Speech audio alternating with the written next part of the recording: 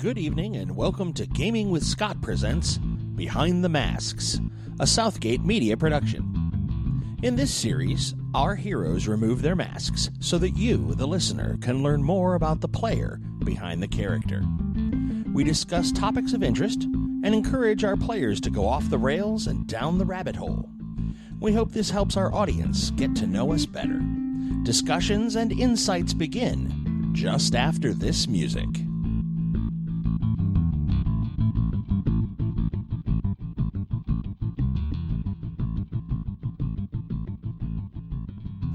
So good evening, ladies and gentlemen, and welcome to Gaming with Scott, a special episode. We're going to do a review here. I'm here with Josh. I am excited to be here. So given that we just talked about Sun King, did you know that Ra was the Sun King? You thought about this for hours before Did you brought see it how up. I rolled that all in here? Ladies and gentlemen, this evening we are doing a review of Stargate Scratch the SG-1. Stargate the movie, 1994, Kurt Russell, James Spader. The reason why we are doing this is that we are going to start a second Gaming with Scott podcast. It will be a game in which I play and another Scott runs. It will be based on Stargate. And we have a very special guest with us this evening.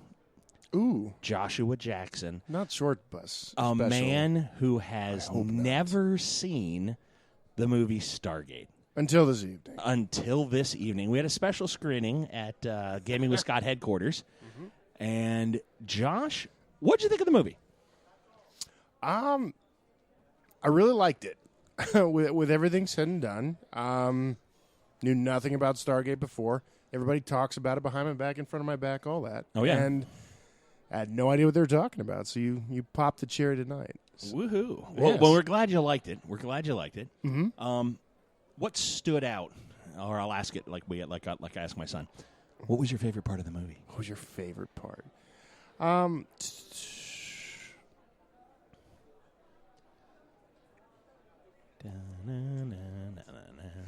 That's a hard one. Okay, so favorite Why part. is it difficult?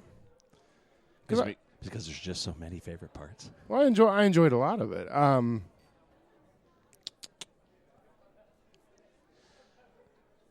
Dead air, that's horrible. Yeah. Yeah, just whatever. It's not the end of the world. No. Now, we're movie reviewing. We're setting up. Yeah, it's all good.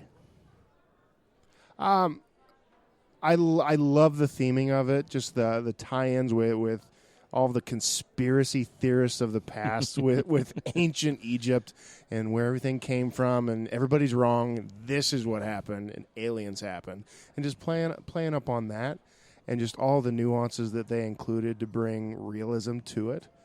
Excellent.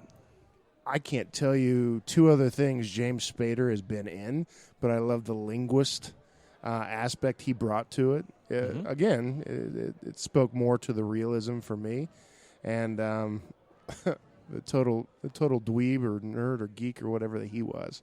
Yep. Amongst all these military guys, who I think majority of them got their asses kicked or killed, and the dweeb survived, which I thought that was cool. Yeah, that was cool. Yes.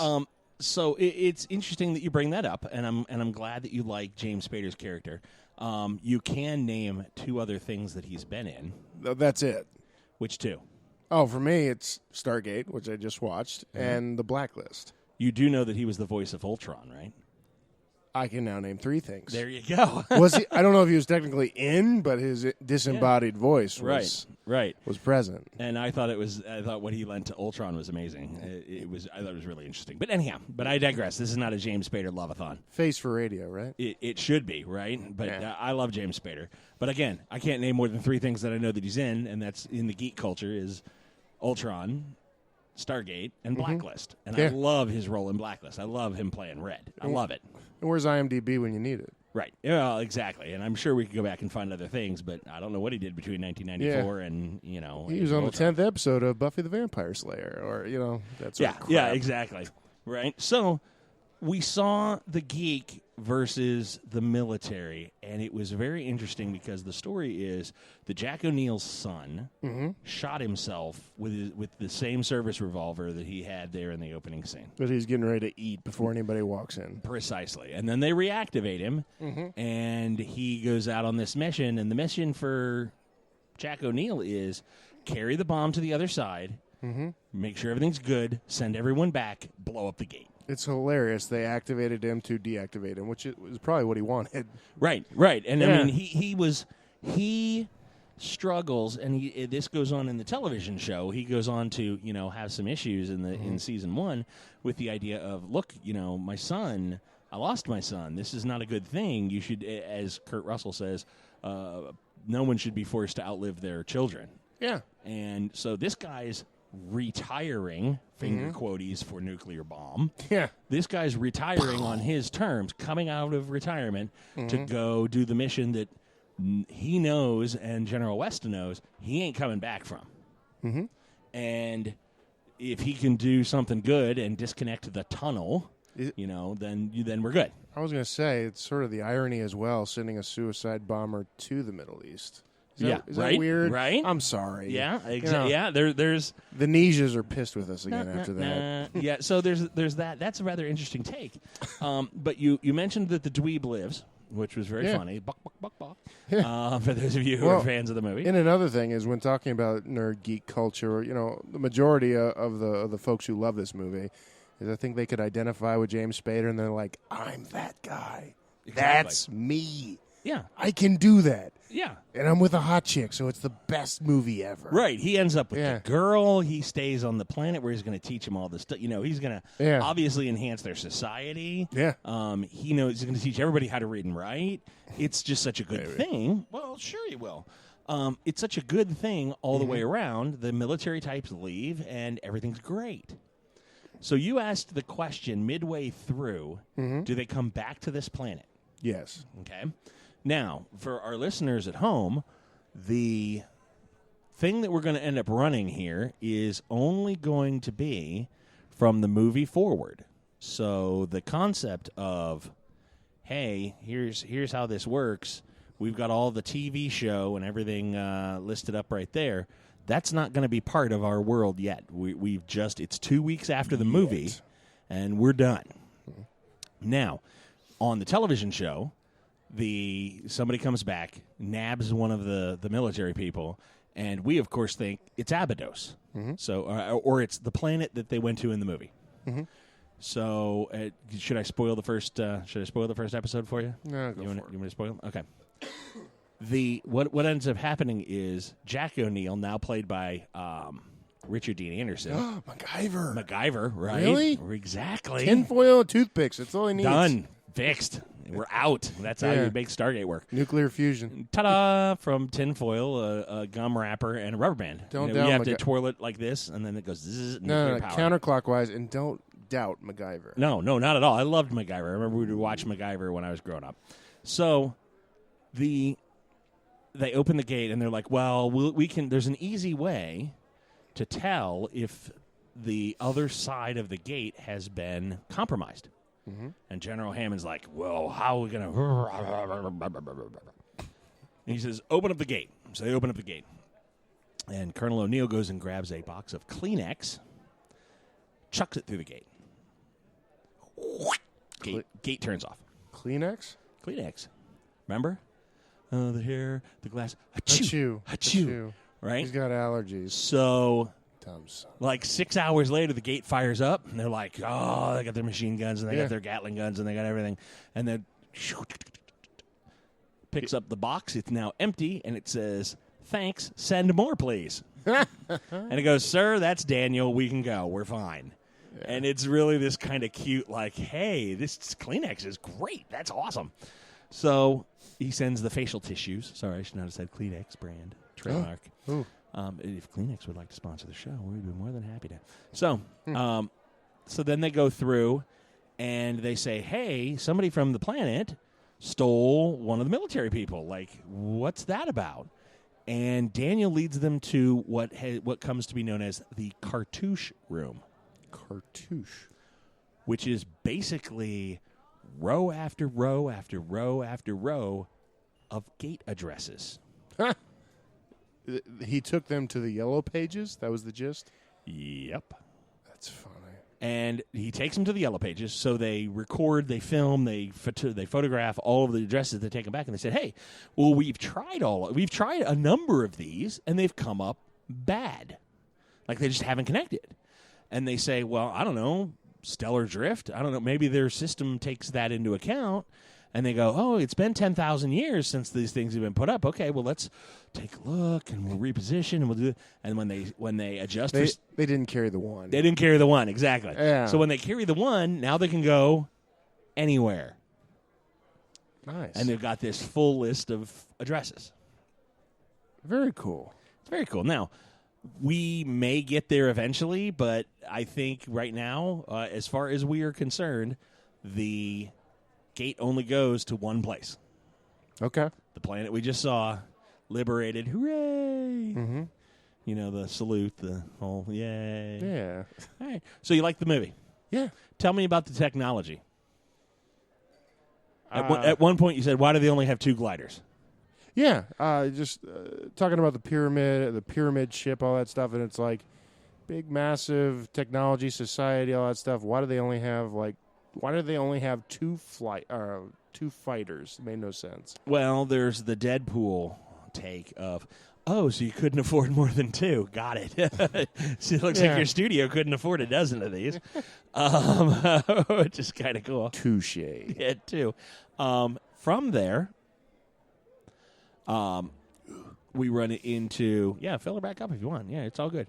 From there, we run into the idea that, especially with the original movie, the thought was, well, Ra, being who he was, you'll notice that with the exception of the staff weapons and the gliders, Ra didn't provide technology to anybody but himself. Mm-hmm. It was all about his ship, his coffin, his little hand thingy. The guards worked directly for him. The ship was his. He piloted it. And it was all about, I'm going to hoard this, and even my servants get only limited amounts of tech. And when I saw, I was like, this can't be the only guy left of this race. It looks like a scout ship. Ah, very interesting. Well, it turns out that the race that is the parasite that they talked about is actually a race of parasites. Oh. So we find out more. Like, that was Ra. Well, what about Apophis and Anubis and Horath and Thoth and Set and, Osiris and... All of them. Interesting, is it not? Yeah, so Egyptian, Norse. Are there any other gods that are covered? The Norse are covered. Thor, Loki, Freyr, Heimdall. Nice. Yeah, and they're all jackasses. They fight. It's a thing. All right, so it's you'll run into them. The Greek gods. The Greek god. There is mention of 2 of them, but I don't think they were really. They don't go through the pantheon like they do with Egyptian and Norse. Budget was tight. Well, and I think they tried to stay in the pantheons, those 2 pantheons, for a specific reason. I don't know yet. Well, that you don't know yet. Right, okay. Exactly. But, so you talked about conspiracy theorists. Yeah. There was the whole idea that, hey, the pyramids were landing pads for spaceships, alien spacecraft. Which makes total sense with what we saw in the movie. Well, right, and it came in and went, well, and okay, you're an alien. You're on a low-tech world, so it's not like, oh, where's the beacon to land? No, you want something you can see from space. Yeah. That right, there's the parking spot right over there. That at the time was perfect square. Let's do it. It was in a perfect square. It was in a fertile valley at the time. That, hey, why not? Hey, as long as it's not a handicap spot, you're all right. Right, exactly. So the idea becomes, if you, what is that demotivational poster that says achievement? There's nothing you can't achieve if you have the will, the wisdom, and an unexhaustible supply of caffeine, exhaustible labor. And it's like, now I feel sad. But it's like, hashtag those lives may not have mattered. Yeah. Ugh. So it's not my it's not my fault. But when you've got a slave race, Gaming with Scott does not no. does not favor slavery. The opinions expressed by Raw are not necessarily those of Gaming Shared with by Scott, Gaming with Scott, nor any of its subsidiary companies. Yeah, exactly. Unless we're giving growlers, and then if you give us growlers, we'll endorse whatever. It's all good. Hey, yeah, right. Good growler. Good growler. So it was very interesting to see the juxtaposition between Daniel and the military, the technology of the haves versus the have-nots, and the insular seed of hope that says, well, these guys had superior technology and weapons, but the slaves rose up. And when there's 500 of them and 2 of you, 1,000 to 1, right? When it's 1,000 to 1, it's just dog pile. See what happens. They'll get 100. Whatever. And you're going, oh, it's so sad, and they'll be martyrs. Yeah, and then we'll tear those other guys You'll to get pieces. your 43 virgins in the afterlife. Right, and all of a sudden you're going, oh, all right. Well, this is not going to turn out well for the the overlords. Yeah, which is good. One thing I really liked, though, another thing I liked, when talking about the head military guy, Kurt Russell's character, was it Colonel O'Neill? Yep. Is his change of priorities throughout the movie, which is interesting. What do you mean? Everything was sincerely about himself. I mean, he took the job, but he took it because it was a suicide mission. And then afterwards, when seemingly he was given a seed of hope, as you were alluding to, that changed. Like, I do have a wife back home, or, I don't. This doesn't have to be the end. It can be a beginning to something else, sort of deal. Yeah. So I thought that was interesting too. Wonderful. Good. You're like, I didn't think about that, and I don't want to delve into that. But thank you. No. Well, and that highlights, as I told Josh, the actor that plays Skara and the actor that plays Sharae. And the actor that plays Father, the head of the tribe, are all in the TV show, which is cool. Very cool. And while I'm not giving much away, they snag one of the military people. Okay, then the first episode's a 2-parter. Okay, so they snag somebody from Daniel's new planet. Who do you think they snag? From Daniel's new planet? Oh, his wife. Right.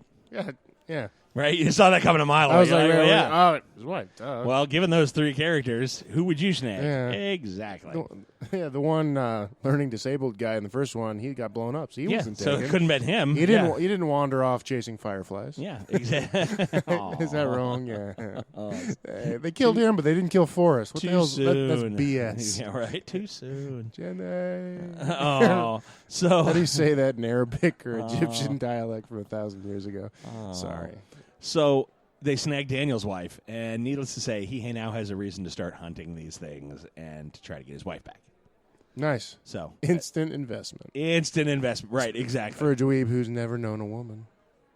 Probably. Ever. You never know. Egyptian professor groupies, I hear, is a thing. I don't know. I made that up right now. So you've got the investment with Daniel and Sharae. Jack bonds with Skara. At one point, Skara gets nabbed. So Jack's got this whole, he's a replacement son, and ends up getting nabbed by one of these parasites. Oh, jeez.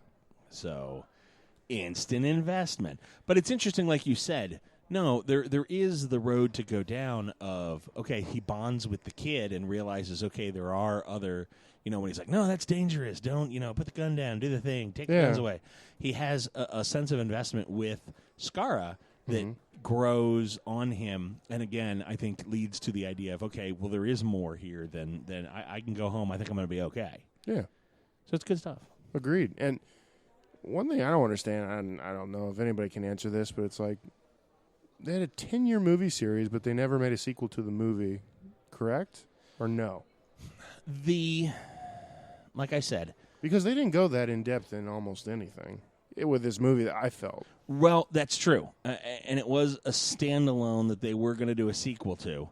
And instead, they took, again, the TV show picks up with the military thinks the Stargate on the other end is blown up. Yeah.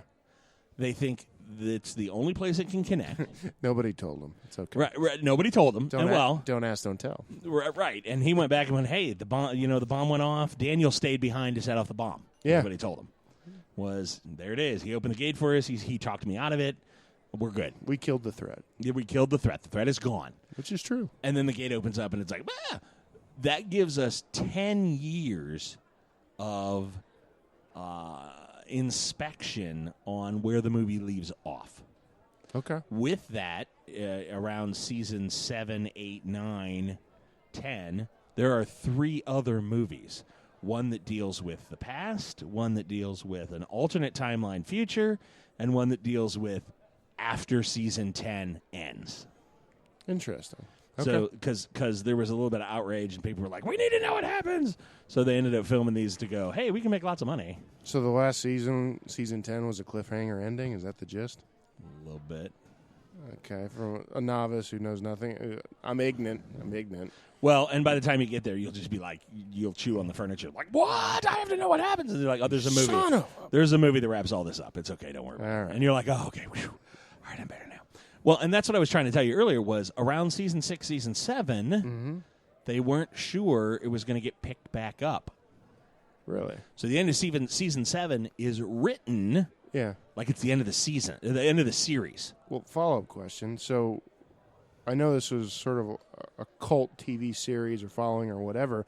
Was that following not till after it aired? Or I don't... Well, because it was originally on Showtime, and then it moved off of Showtime, and so it was waning, and the Sci-Fi Network bought it and kind of shifted the direction a little. And it's easy to know if you know the timeline, but they then picked it up and said, well, we're going to do another 3 years of this. Nice. And that took us into year 6, year 7. Mm-hmm. And then at year 7, they were like, well, all right, we're kind of, we've had a good run. We're not really sure where we're going to go story-wise.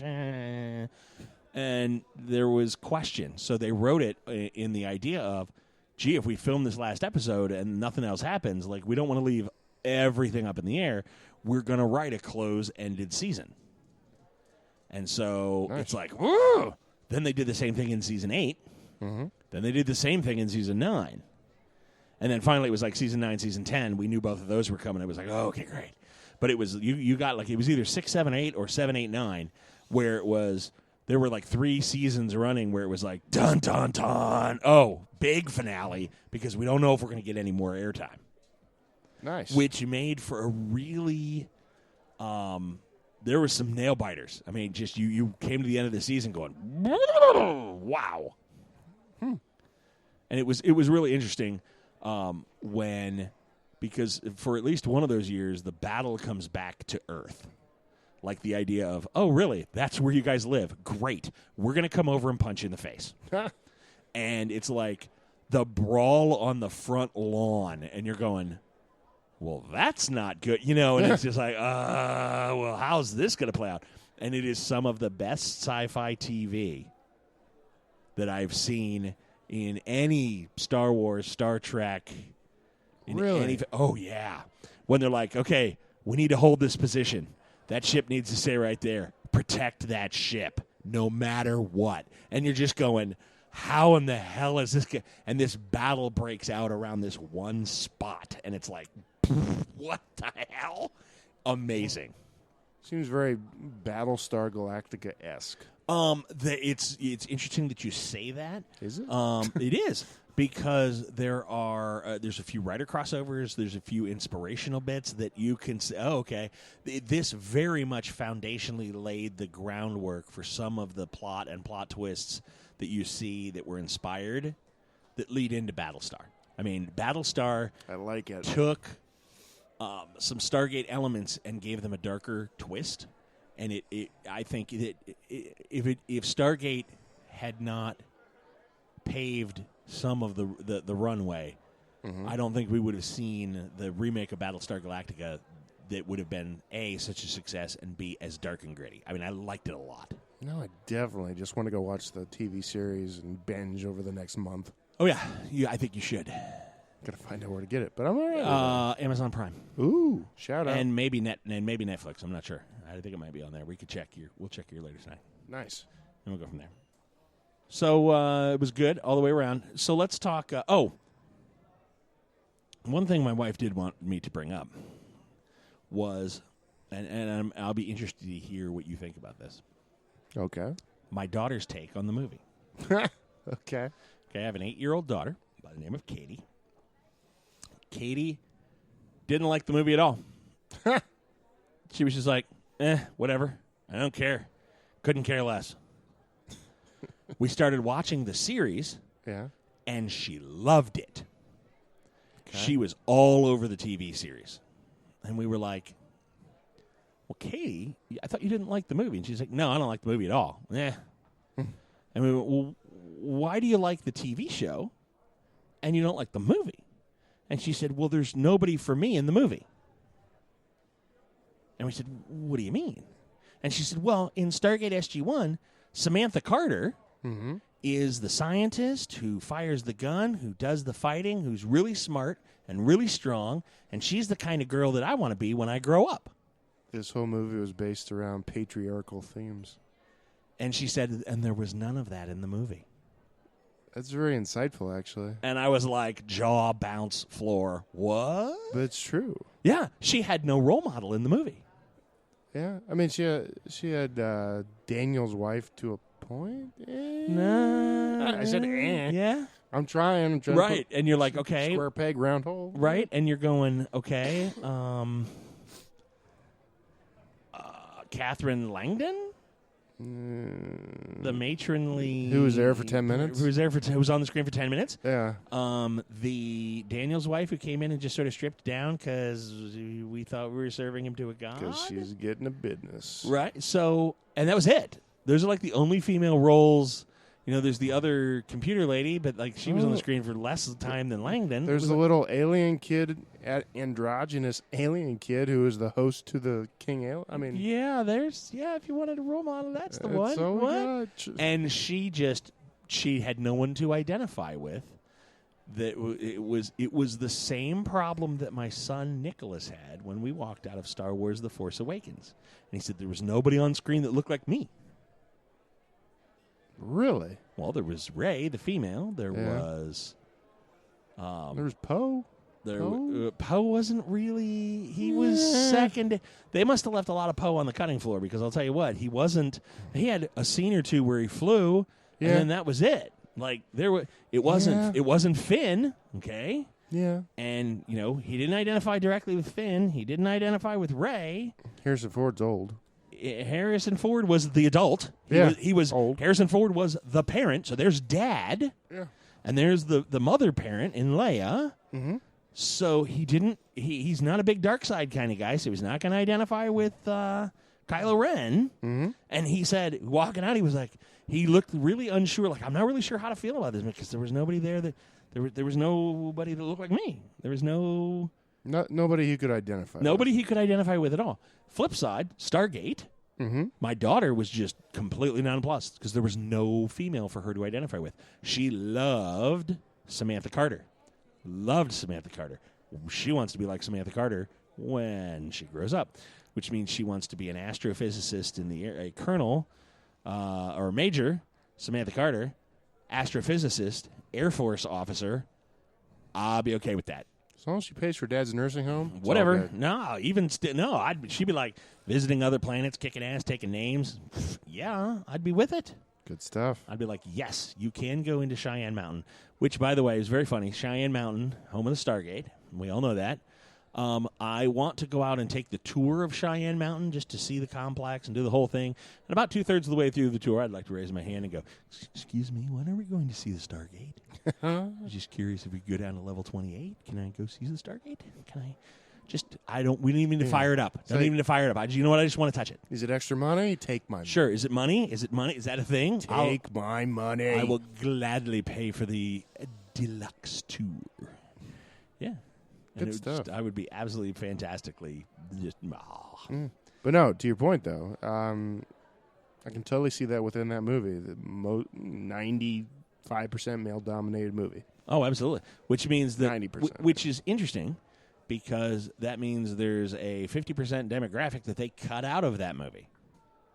Well, they're going after the nerds, and that's Well, but that's going after then. Okay. Back then. Well, now they're going after the nerds in 94, okay? Yeah.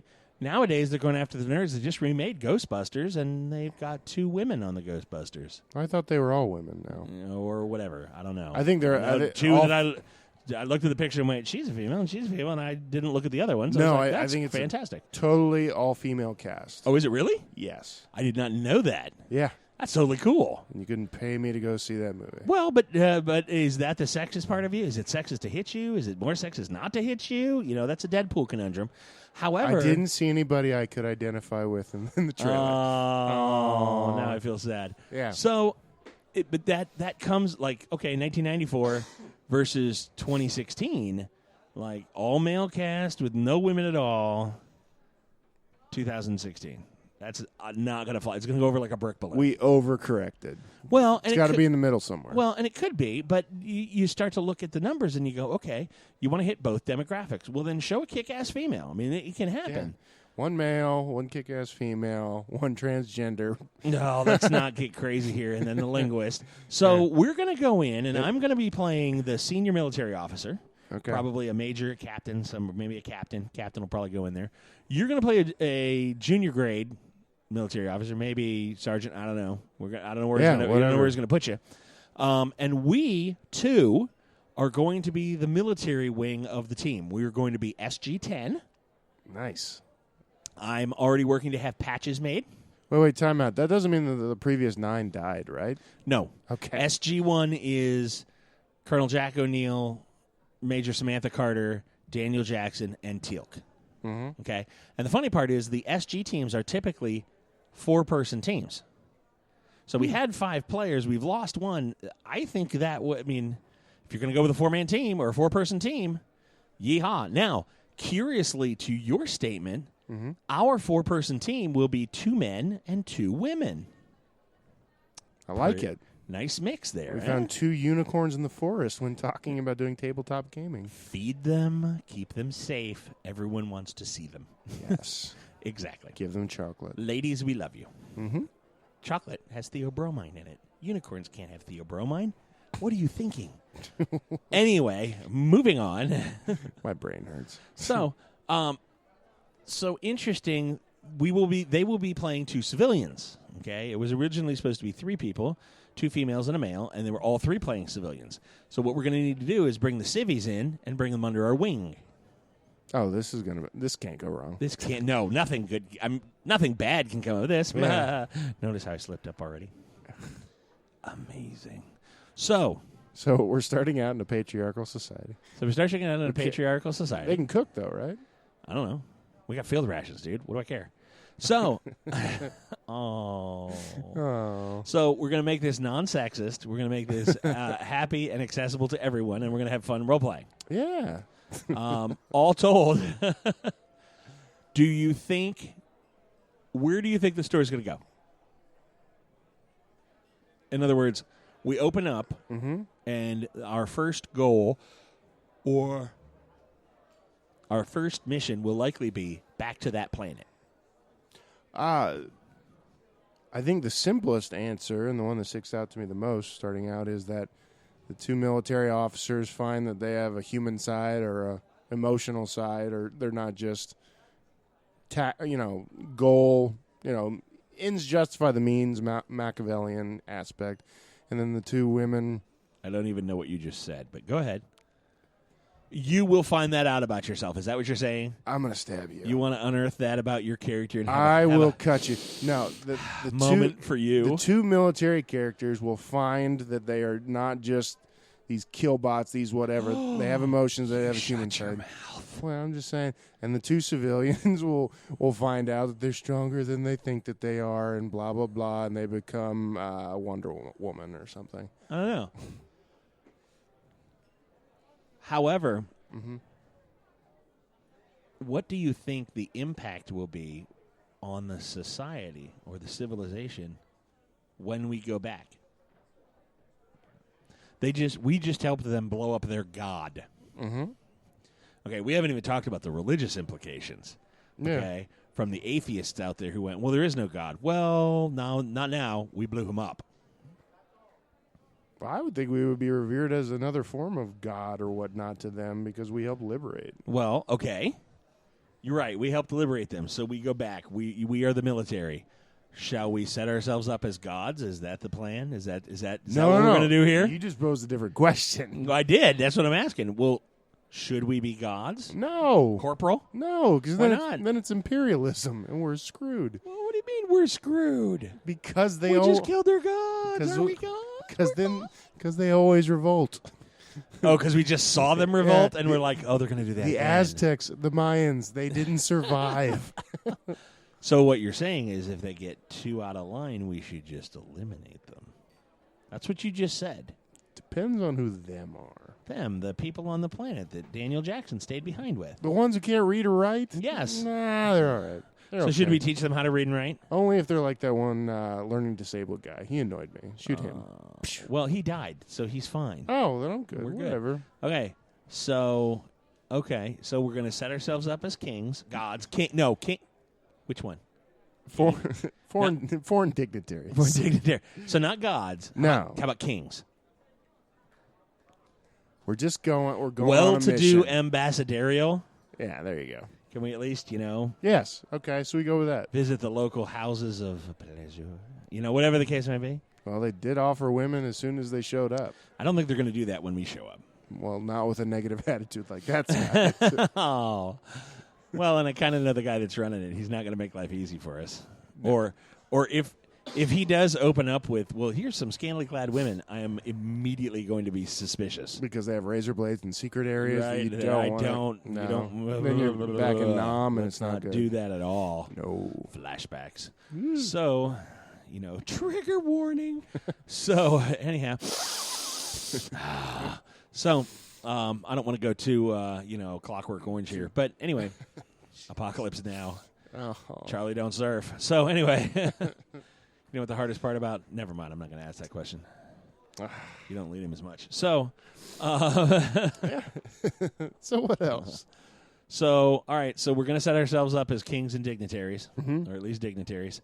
Can I tell you what I think's going to happen? Yes, the first time tell me. around? Yes, tell me. I think that you and I are going to be incapacitated. We're going to be in prison. It's going to be up to the two civilian ladies to figure it all out. I hope he doesn't hear this before you. Because Before we go there. they're lost in a patriarchal society. Good luck. You suck. Set go. Well, don't let them listen to it, Scott. Well, I'm not going to do it until we have. I'm going to release it after we have episodes in the can. Good so. stuff. It's like Scott Somerville, earmuff it. Don't listen to this. Earmuffs. There you go. JK, just kidding.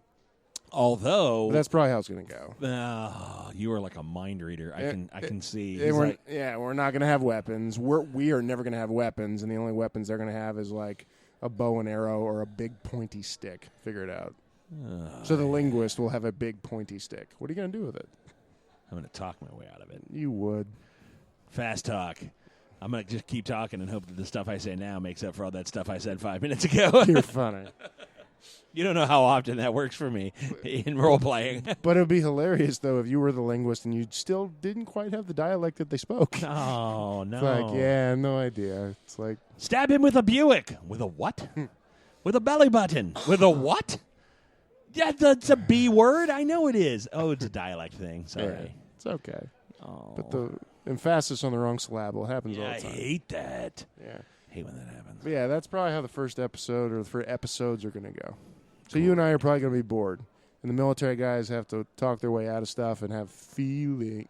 Screw that. No, I'm going to be a very effective, very curt leader. We have our orders. You're going to be a very curt leader? Ta-dum. Yes, you saw what I did there. I love it. It's very curt while I tromp through stacks of raked leaves in autumn. To rustle them up. There it is. Boom. There it is. It's just got really bad. I'm going to be like Kurt Russell. There's bad, and then there's this. We pole vaulted over the line. Yeah, we did. We passed bad like a minute ago. Yeah. It was horrible. So from there, Kurt Russell. See how that works there? No, he won't let me play Jack O'Neill. It'll be horrible. He's not going to let me ruin that completely for all of our listeners. So I need to come up with a name, and so do you. Oh, I have no idea. Right? Yeah. We got a week. Okay. Figure it out. Woo! Yeah.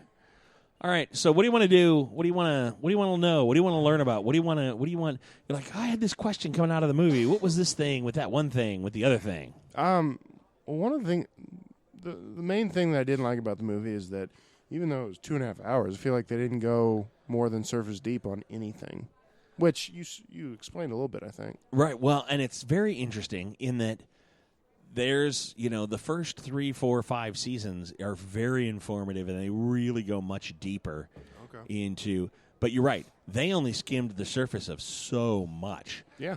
There's so much that they just glazed over that it's like, well, how does this work? And what is that? And what do these things do? And what's the? I mean, purely from the tech standpoint, the teleport rings. You're like, oh, okay, those go from point to point. All right, I get that. And then, well, obviously they can go from point to distance because the little beam of light came up when the ship was leaving, and I don't want to spoil it. No, there are people that might not have seen it 22 years after it came out. Spoiler alert. Case in point, Josh. Yeah. I mean, some of our listeners may not have ever watched Stargate the movie. I don't know who that would be. We don't have any listeners. Keep going. Oh, you're right. Nobody's listening. It's just the two of us. We lost them. We did. After the patriarchal stuff. Well, after the Kurt Russell. I thought that was good, right? I thought that was really good. So, onomatopoeias everywhere. Yay! Boom. So they really skimmed the surface. I mean, they gave us a little bit, but they didn't give us nearly enough. So the first how many years really backfills so much of the underlying, here's, the large pyramid ship that landed. That's a Hatak class. Oh, you mean there's different classes of ships for this race? Well, yes, there's the really big one, then there's the smaller one, then there's the smaller cargo ship, and you're like... So was that dude in a scout ship? I refuse to answer. That's a yes. You're a horrible liar. That's awesome. I called it. So, scout ships only get 2 flyers. Or fighters. There you go. Yeah. That's exactly why it was. So anyhow, and they align some of the stuff a little bit, but they really go into the ideas of what it is to have the parasite, how it changes you to a degree as far as physiology goes when you're a human, the healing abilities of the sarcophagus, the different ships, the different tech, the servant race, the guys with the Anubis helmets. Yeah. They go in depth into the servant race, so much so that there's an entire overarching, like, how many year plot of, well, shouldn't the servant race raise up and overthrow their gods? Well, they did at the end of the movie. No. The guys with the animal helmets. Oh, they're a totally different race? Shouldn't they rise up? They were the ones that were empowered, so they didn't care as much, evidently. Well, here we go. Now it becomes there's the... If I'm the tallest midget, does that mean something to me? Well, and there's where the argument with Elliot begins. Well, they were empowered. Where Elliot is the tallest midget? Right, yes, pretty much.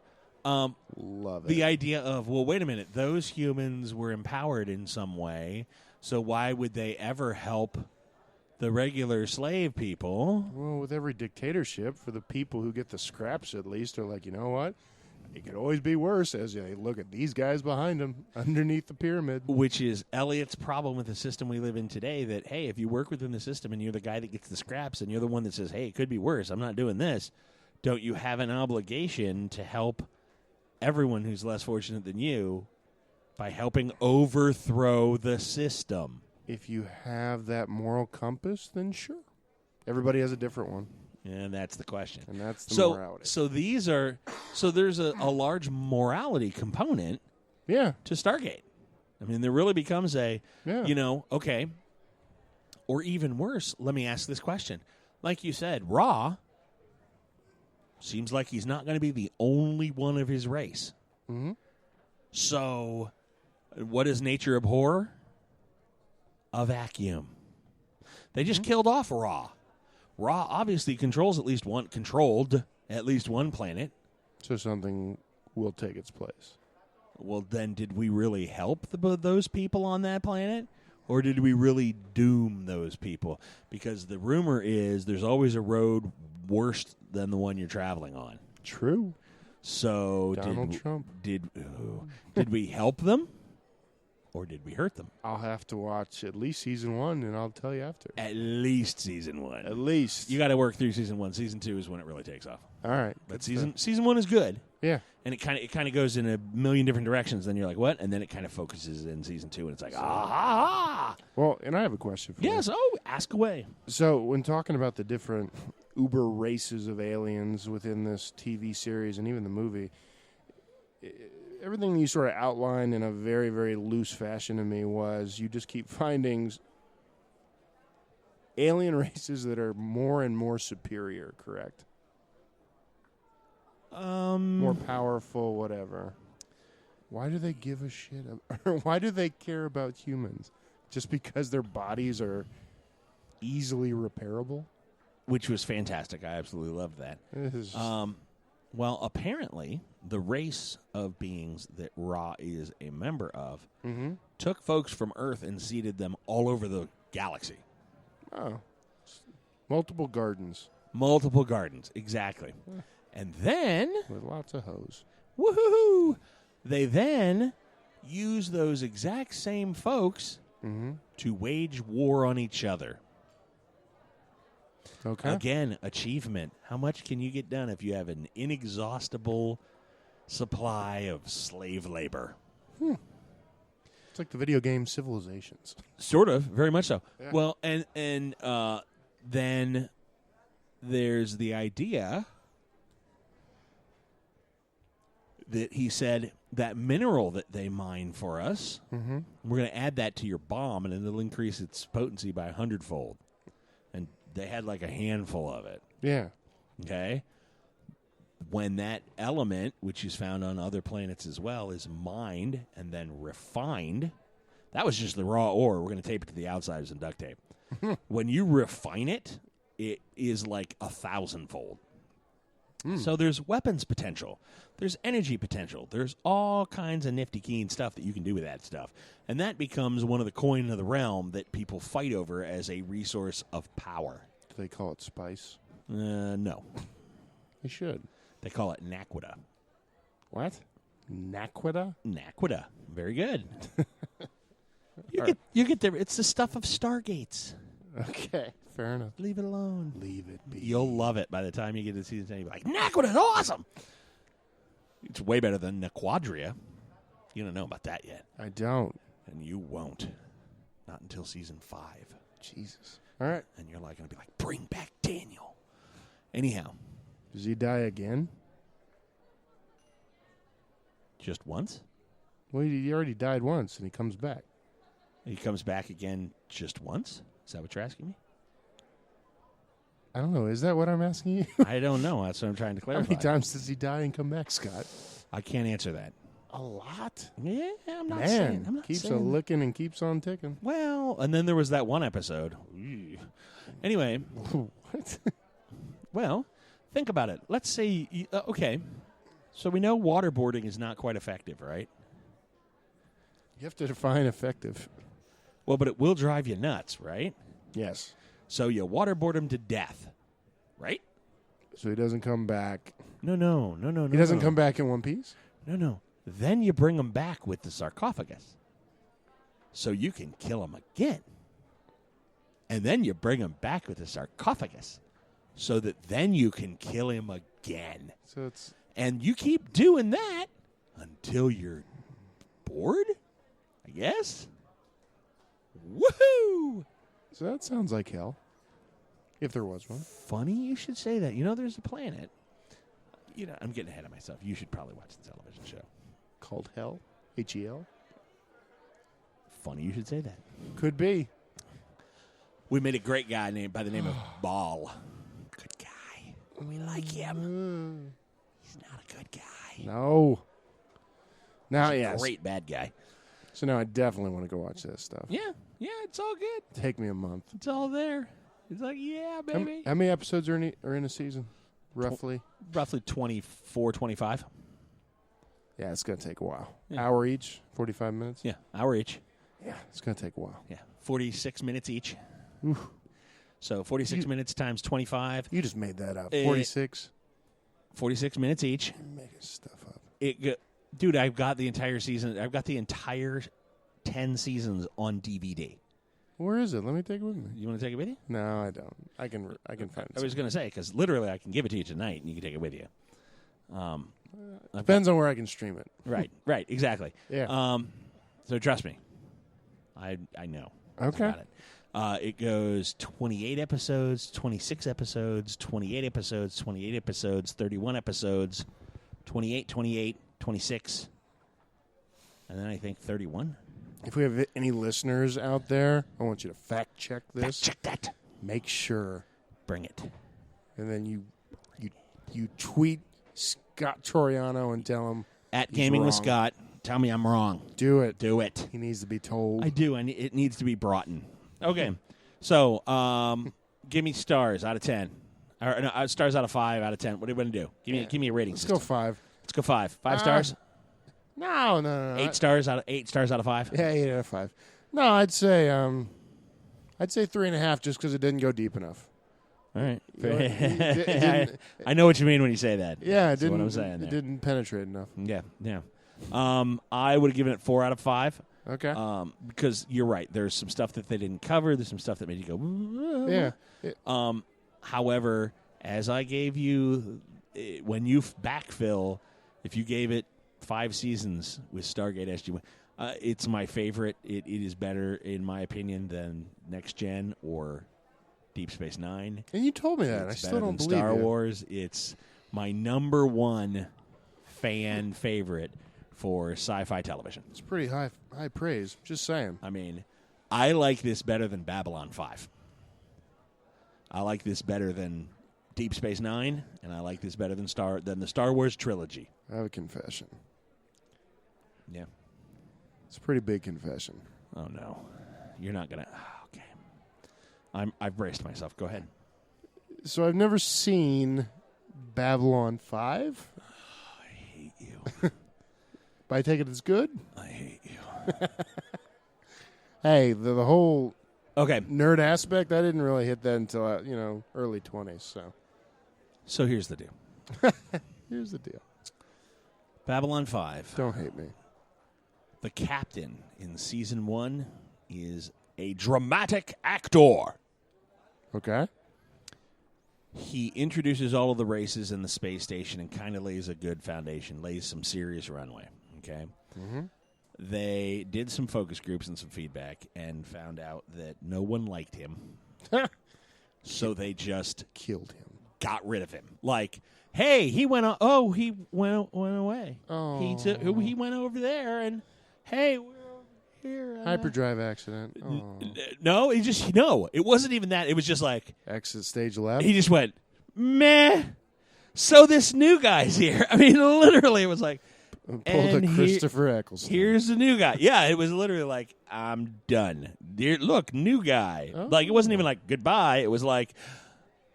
So are we getting a new? Like season 1 ends and you're going like bum bum bum, and season 2 starts and it's literally the XO going. So the new guy arrives today, right? And everybody's going like, wait, what? It was fantastic. So they never addressed it. No, really. And I mean, they kind of went, well, but This is a good show. but the new guy, amazing. Who was the new guy, the actor? Oh, God, I knew you were going to ask that. It's on the tip of my tongue. Horrible fan. I know. I'm not near. Again, From the guy who's never watched it. yeah, pretty much. Yeah. Then you got 5 solid seasons. 5 solid seasons. Okay, so 6 total? Then 2 more really good seasons. Oh, wow. And 8 amazing movies. Don't ask. Okay. The Rangers are awesome. That's all I got to say. Yeah. We're moving on from there. Ugh, So Texas. it's this really, really interesting, political, twisty, spinny, dark. Mm-hmm. And it's a really good series. I mean, it is a really, really good series. So top 3, top 5 for you? Top 3. So what is it? So Stargate, Babylon 5. Stargate, Deep Space Nine? SG-1, Babylon 5, Deep Space Nine. Mm-hmm. Next Gen. Then, Deep Space Nine, Star Wars Next Gen. Mm-hmm. And then you start getting into Matrix. Really? Sense8 was really, really good. That was up there probably in front of the Matrix even.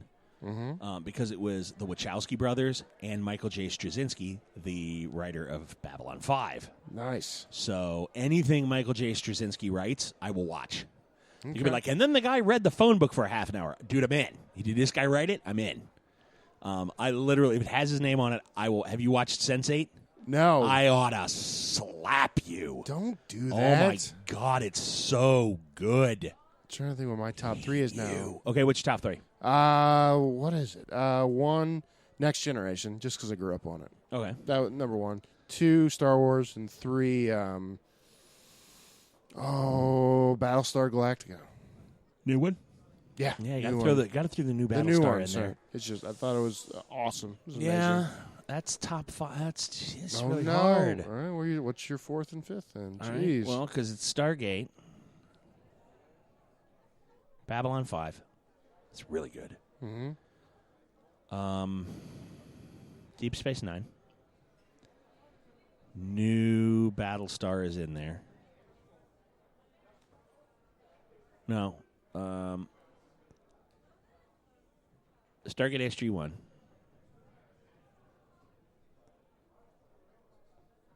Star Wars. Okay.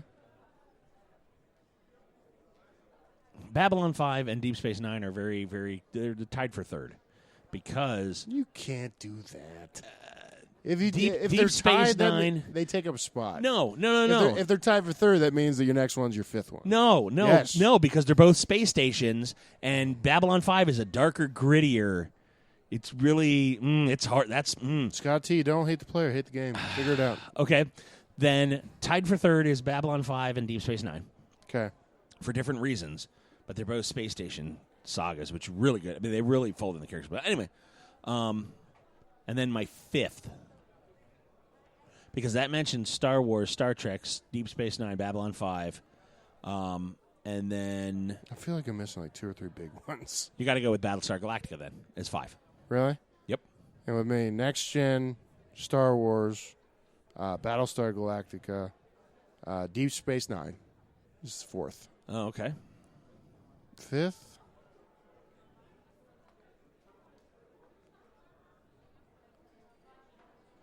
I was going to say Doctor Who for a minute, but no. Oh, Doctor Who is its own thing. It's its own thing. That's its own 1 through but 5 but because you got so many doctors there. I That's its know, own. We're not even. I We're not know. talking that. That I Doctor. didn't do I am it. a Whovian for life. Doctor Who is its own thing. Doesn't Abort. Yeah. Well, I don't even know why you brought that. Danger, Will Robinson. Why did you bring that up? That's not even. Scott Stop just it. blew a gasket. Just what are you doing? Pretty much. What else? I feel like I'm missing something Oh big. Dear Lord. Okay. I'm just going with 4 because you know what? I don't need a 5th. I'm and good. your number 5 is Blazing Saddles. It's all good. Right? What in the wide, wide world of sports is going on here? Happy trails. Exactly. Good stuff. Somebody better go back and get a bleep load of dimes. The sheriff said. She said the sheriff is near. Okay, so... Alrighty, so Stargate, you said you gave it a 4 out of 5. I gave it a 5 out of 5. I gave it a 3.5 out of 5 because I hate you. I was editing. I was revisionist history. It didn't delve deep enough. Didn't for go me. deep enough. Yeah, So when you got to elbow, elbow. elbow deep. There it is. All right. Well, then, if you've got any questions, or if you need anything, we're going to do some character generation stuff here in the next week or so. Cool. We will be dropping that to the airwaves as well. Ladies and gentlemen, welcome to the Seeds of Rebellion Stargate SG-10. I just had to do that. Sorry, that was for me. No, Wait. seriously, I'm getting patches made up. Is that and we're the gonna get theme a song for logo. Stargate? Yes, Oh. it is. You Philistine. How would I know that? Because you just watched it twice. I heard it didn't- once. I heard it once. Once in the opening, once in the ending, a couple of times in the middle. Were you not paying attention? Don't talk right now. How do I mute his line? All right. Oh, that's not even nice. All right. Thank you very much, listeners. And as always, you'll hear from us real soon. Bye-bye. And that'll do us tonight for Gaming with Scott presents Behind the Masks, a Southgate Media production. You can always send us an email at gamingwscott@gmail.com or catch us on Twitter. Josh Elliott is at Asmodee369. Dan is at Malkware. Josh Jackson is at ActionJack853. And Rico is at R1CO. Or me, Scott T, at GamingWScott. You can also find us on Facebook at facebook.com/GamingWScott. Remember, superfans, the more you share, the more we make. If you love what we do, share it with your friends. If you don't love what we do, please share it with us. This show will only be made better by listener participation. Send us email or comments on Facebook, or send us a tweet of the things you would like us to discuss. We promise we will get your comments and topics on the air. And as always, you'll hear from us real soon.